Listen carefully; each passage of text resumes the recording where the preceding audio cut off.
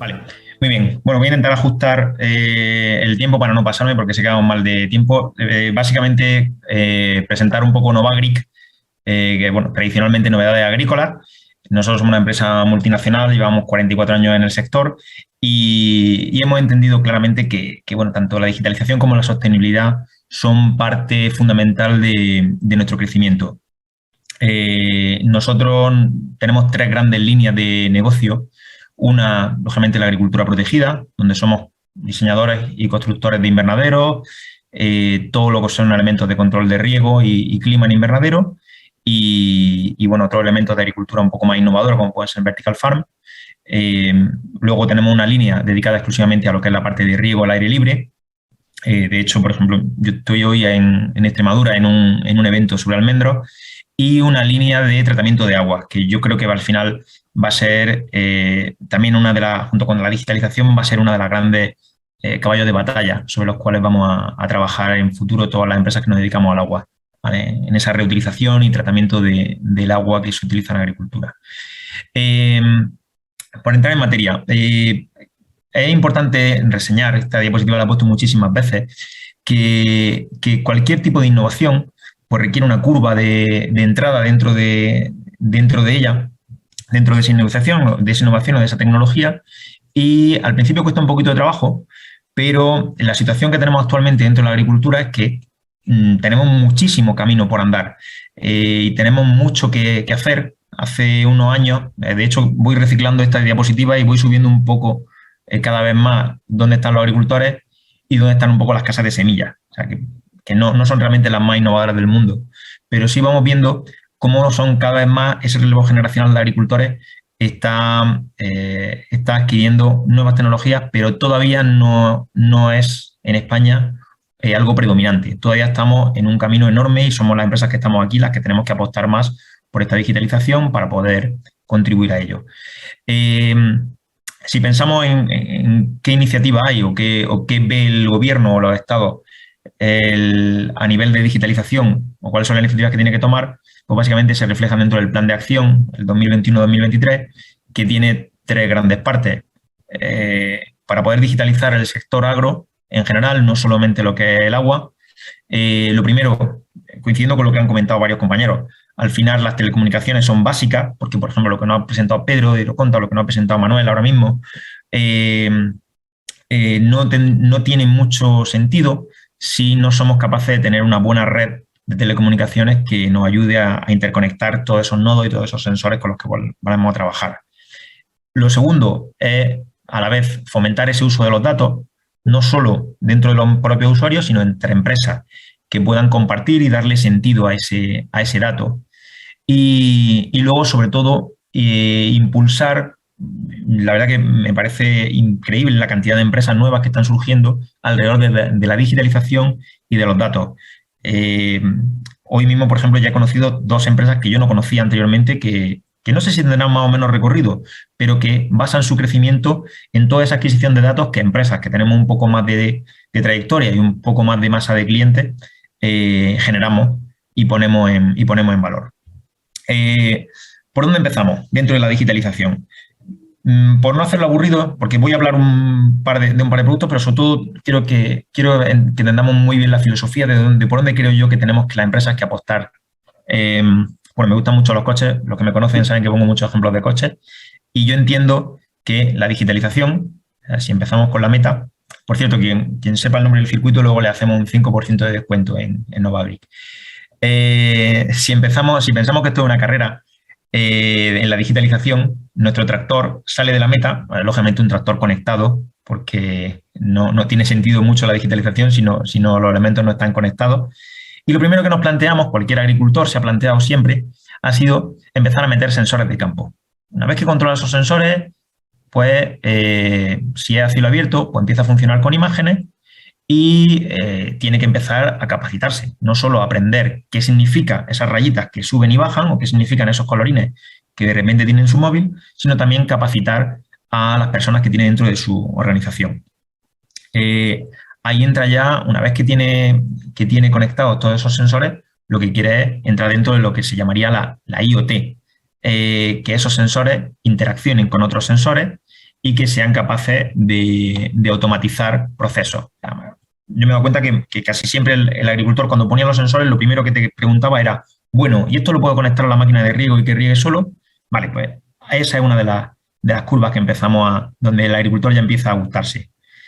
En el momento en el que empieza a automatizar procesos, pues ya viene una zona bastante divertida, donde lo que quiere es, oye, no quiero solo tomar decisiones, yo quiero también que me sugiera decisiones, quiero que me prediga qué va a pasar, quiero tener mi cuaderno de campo, integrarlo con mi ERP o integrarlo con mi estrategia de comercialización, y si sale vivo de todas estas curvas, pues lo quiere estandarizar y sobre todo empieza su proceso de I+D. Y vuelve a empezar. Vuelve a cuestionarse qué tipo de sensores está trabajando y empieza a hacerse un experto en todo este ecosistema de digitalización. Desde lo más básico, que era ese primer sensor que puso, hasta tener una cultura del dato bastante arraigada. Bueno, como hemos dicho, la primera piedra o primera necesidad la tiene propiamente, lógicamente, lo que es el Ministerio de Asuntos Económicos, Transformación Digital, que se llama ahora, sobre todo intentando que la red de telecomunicación en España sea más eficiente. Nuestra línea de agricultura digital básicamente lo componen varios productos, pero voy a centrarme en dos. Uno es el Sinion, porque bueno, yo llevo muchísimos años trabajando en agricultura de precisión y creo que es la primera piedra la primera casilla sobre la que tenemos que empezar a funcionar. Como hemos dicho antes, son la sensórica. Nosotros nos hemos centrado en hacer dispositivos que sean muy robustos, que te den una información muy útil y a la vez que sean escalables y adaptables a cualquier agricultor. Porque una de las cosas que somos conscientes es que la media de edad de los agricultores en España es bastante alta y igual que la plataforma de afectados por la banca, o más que afectados por la banca, de Soy Mayor, no idiota, en el cual los mayores se quejaban de la digitalización excesiva de los procesos bancarios, no podemos pretender que los agricultores dejarlos ajenos a esta digitalización a un agricultor que tenga cierta edad. Con lo cual, hemos diseñado dispositivos muy robustos con elementos, en cierto modo, bastante conocidos por ellos y otros más innovadores. Lógicamente, nosotros creemos muchísimo en el uso de tensiómetros electrónicos, como comentaba Manuel, son básicos. Lógicamente, complementarlo, la segunda parte o la segunda cara de la moneda, si voy a controlar la tensión del suelo, es controlar también la parte ambiental, temperatura, humedad ambiental y el déficit de presión de vapor, y luego incluir sensores que te dan un montón más de información, como puede ser la conductividad, la temperatura del suelo, la humedad del suelo, que ahora vamos a ver si tengo conductividad y tengo humedad, qué puedo hacer con ello, y otros sensores como son el de radiación. En este caso es un sensor de radiación par. Nosotros gráficamente en el sistema Sinion lo que queremos reflejar con los tensiómetros sobre todo es conocer cuándo el suelo se está secando, con lo cual cuándo la planta va a tener que hacer un esfuerzo energético para poder quitarle agua a ese suelo, y cuando aplico ese riego, cómo soy capaz de aplicarlo en un momento idóneo e impedir que ese suelo se encharque. Esta sería una representación gráfica de nuestro sistema. Básicamente el verde es el tensiómetro superficial y el rojo es el más profundo, que en este caso van paralelos y lo que nos están diciendo es que no estamos encharcando ese suelo ni estamos llegando a un valor demasiado alto. Esto lo sabemos básicamente porque, esto lo pasamos muy rápido, nosotros lo que vamos buscando es que dentro de una finca saber cuáles son los puntos de referencia de ese riego. Aquí empezamos a innovar nosotros un poquito. Nosotros históricamente siempre nos ha interesado conocer cómo se comporta un suelo. No es lo mismo trabajar con un suelo arenoso, con un suelo arcilloso, trabajar con un sustrato de fibra de coco y en muchos casos los agricultores desconocían esos valores. Tú puedes hacer un análisis, pero tu suelo puede cambiar año a año. Entonces nosotros, al incluir sonda de humedad y tensión, lo que podemos hacer es hacer un cálculo de la curva de retención de humedad de ese suelo de manera real y de manera periódica, porque el sistema recalcula, mediante inteligencia artificial, va recalculando esos valores y te dice, estas franjitas de colores, de manera sencilla te dicen cómo se comporta tu suelo y dónde puede estar en una zona en la cual pues, el gasto energético es demasiado alto, con lo cual estaría fuera de lo que sería capacidad de campo, que sería esta zona verde, o donde estaría una zona de encharcamiento donde no hay oxígeno para la raíz, con lo cual estaría sufriendo. Esta técnica en colores y en gráfica es muy sencilla de asimilar para cualquier agricultor.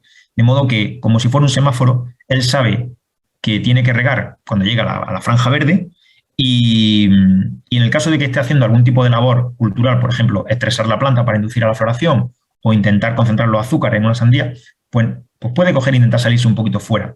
Pero lo que está claro es que si él quiere ser eficiente, siempre se va a mover en la franja entre verde y azul claro, donde realmente en la planta hay un equilibrio aire y agua que es el más adecuado para ese suelo concreto.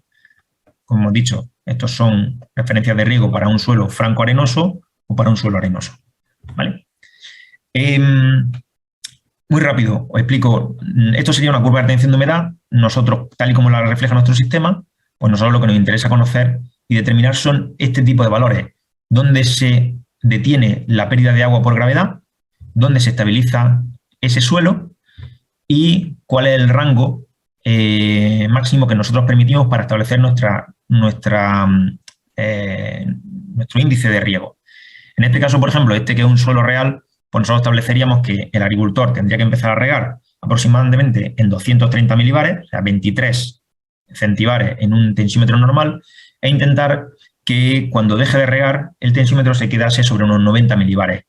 Esto lo que nos dice es que ese suelo está estable y hay un equilibrio aire-agua en esos valores. Si quiero inducir a un crecimiento de raíces, pues lógicamente tengo que estresar un poquito más el suelo para provocar una mayor proliferación, con lo cual me puedo ir a 270, 280 milibares.